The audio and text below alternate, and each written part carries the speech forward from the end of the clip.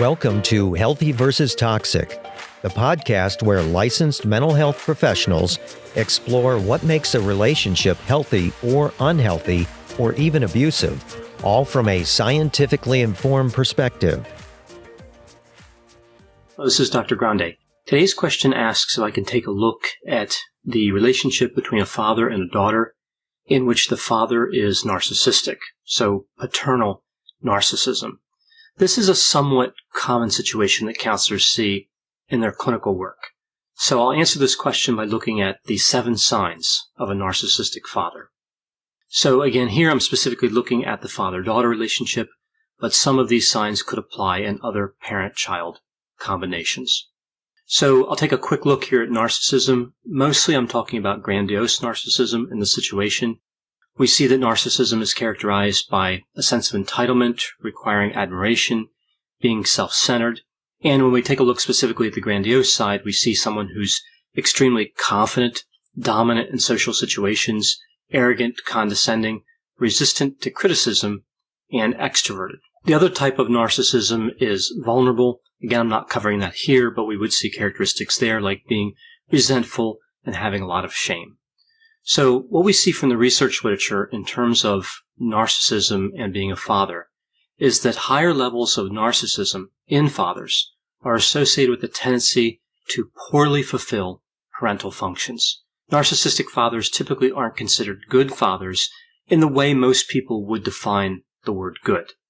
But when a daughter is raised by a narcissistic father, she may not believe that during that time period. So she may believe her father is good in the way most people would think of the word good.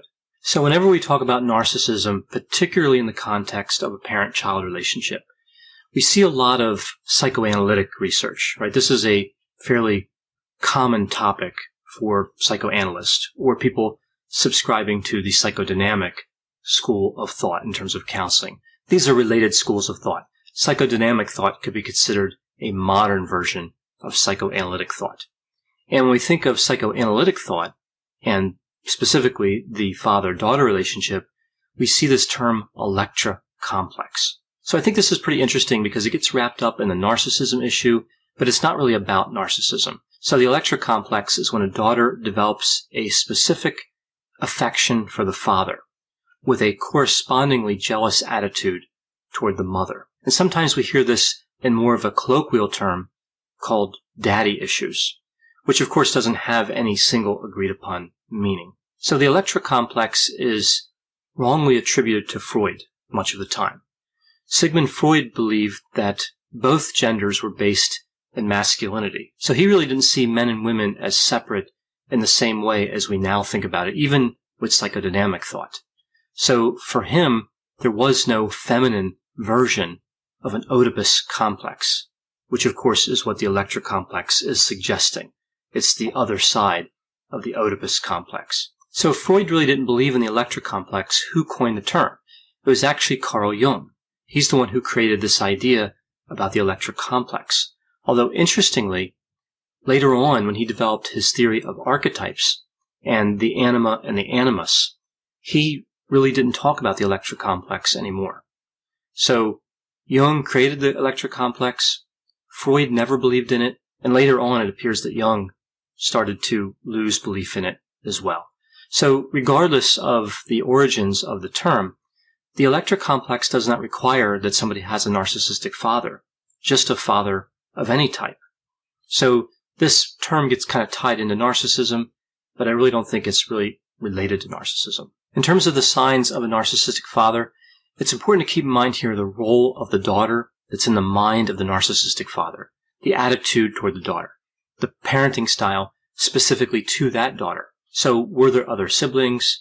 Is the daughter we're referencing the favorite daughter? Is she the favorite child in general? All these questions are pretty important in terms of how we look at the narcissistic father. We see a wide range of behaviors here from over-involved to completely distant. So we would say narcissistic possessiveness all the way to narcissistic indifference. I'm really here focusing these signs on the former, the possessiveness, this over-involvement we see with the narcissistic father. So now getting to the signs, we see here number 1 is that the narcissistic father sees the daughter as an extension of himself. His affection for the daughter is there because she is a part of him and because she admires him.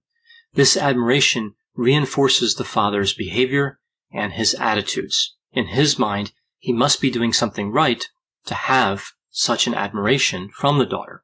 That's really the logic of the narcissist.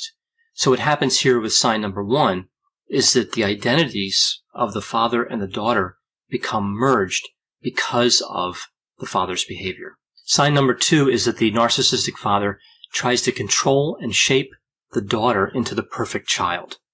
The father controls her money, her clothes, her possessions, her friends, including boyfriends, her access to a vehicle and transportation in general, her time with grandparents and other relatives. So really, it's the prevention of the development of a separate identity, which of course is necessary in order for the identities to be merged, like I talked about in sign number 1. Now, interestingly, the daughter can interpret this manipulation as the father being protective. He really, truly cares about her. He cares so much that he's willing to expend all this energy and control her life.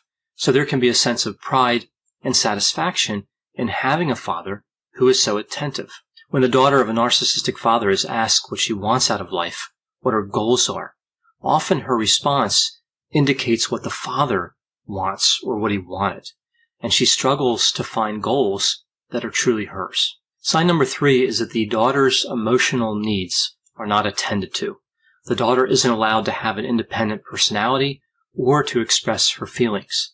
The narcissistic father does not focus on emotional needs, but that doesn't mean there's a lack of focus altogether. There is usually a profound focus on other areas of development, like artistic, intellectual, and athletic abilities. The narcissistic father lives vicariously through the daughter. The daughter's success proves that the father has value. The father needs the daughter to succeed.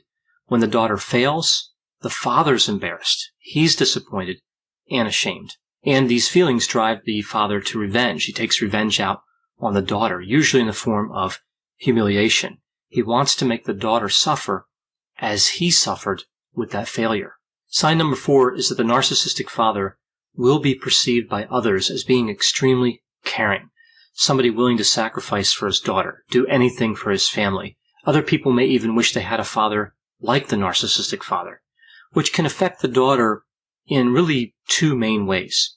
It can reinforce that her father is really doing a good job, that he's great, or it can be disgusting to her that other people don't see the true nature of her father. When she tries to criticize people for liking her father, they often turn against her, call her ungrateful, and this leaves the daughter with a sense of isolation, this feeling that nobody really understands her. The daughter learns not to criticize her father, and this attitude really stays with her throughout her life, potentially. And it can be evident in her relationships with other men. This lack of assertiveness, this reluctance to find fault, can all be because of the narcissistic father and that dysfunctional relationship. Sign number 5 is a distorted view of value. So the narcissistic father does not really respect the daughter for who she is, but rather he tries to create his own version of the daughter that he can then respect. This is idealization.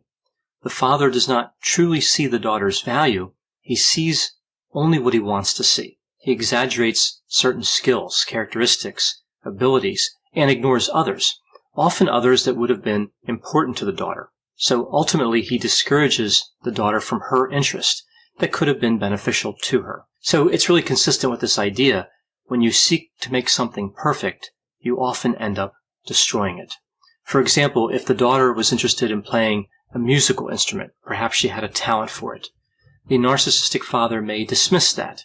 He might say, "You'll never be famous, respected, or loved for playing an instrument." And of course, that's not necessarily true, but that's really what the narcissistic father is saying because he has another agenda. He might tell the daughter to focus her time on getting into a prestigious college so she can study business or technology or medicine. And these could be whatever the father's goals were in the past, right? Perhaps the father attempted to get into a prestigious college and he failed to do that.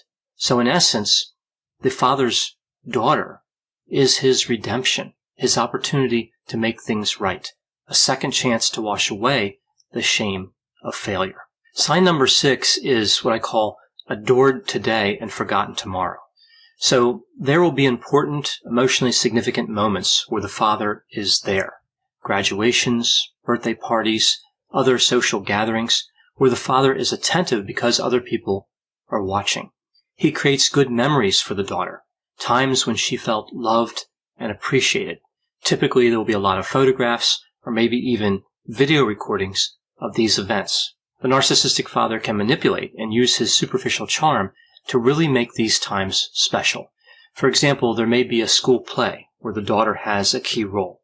The dad comes early to get a good seat in the front row. He takes a lot of pictures. He looks enthusiastic when his daughter is performing, but bored and indifferent when other children are performing. Afterward, he tells his daughter that she was the best, and any difficulties she had in the performance were really the fault of other people. So again, the narcissistic father can be really important in terms of forming these memories. He can be essentially good at forming these memories. And the daughter will have to rely on these memories during times when the father is distant. And she'll really use these to justify her affection toward the father. Sign number 7 is blaming the mother for the perceived flaws of the father.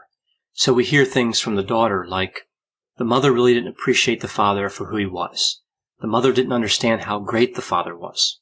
The father could have reached his full potential if he wasn't weighed down by the mother. The mother wasn't emotionally attentive to the father, didn't let him be himself, didn't let him have his own identity, which of course these seem ironic given the nature of the narcissistic father and his behavior toward the daughter. Perhaps in the case of a divorce, the daughter says something like, the mother drove the father away. Now, all this is understandable, all these different thoughts of the daughter, because the narcissistic father complains to the daughter about the mother, maybe even going so far as telling the daughter she shouldn't be like the mother. So he's more or less pushing the daughter to take sides. The daughter may view her mother as a competitor, and this kind of ties back to that Electra complex a little bit. This idea that the daughter is competing with the mother for the affection and approval of the father. So those are the 7 signs of a narcissistic father. Again, focus more on the possessiveness and over-involvement, and not so much on the distance and coldness that we could also see really prominently in these types of relationships. So if a daughter had a narcissistic father, what should she do if there are problems that stem from that? Well, I would say seek counseling. A counselor may focus on helping the daughter to form her own identity, determine her own goals and values, which could lay the foundation for other therapeutic progress. But again, each counselor is going to approach a situation like this differently. In the psychodynamic school of thought, there may be a lot of focus on that relationship.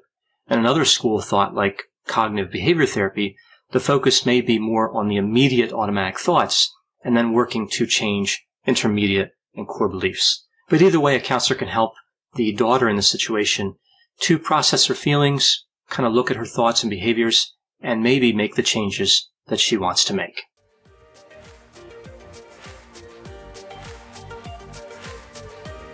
Thanks for listening. This has been a production of Ars Longa Media.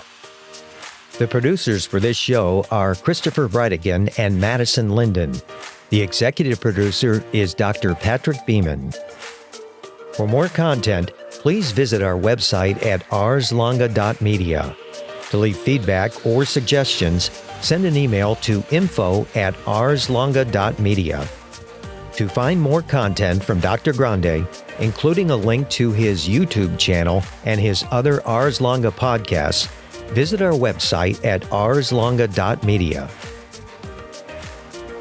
This podcast is intended for informational purposes only and should not be construed as medical or mental health advice. Ars Longa, Vita Brevis.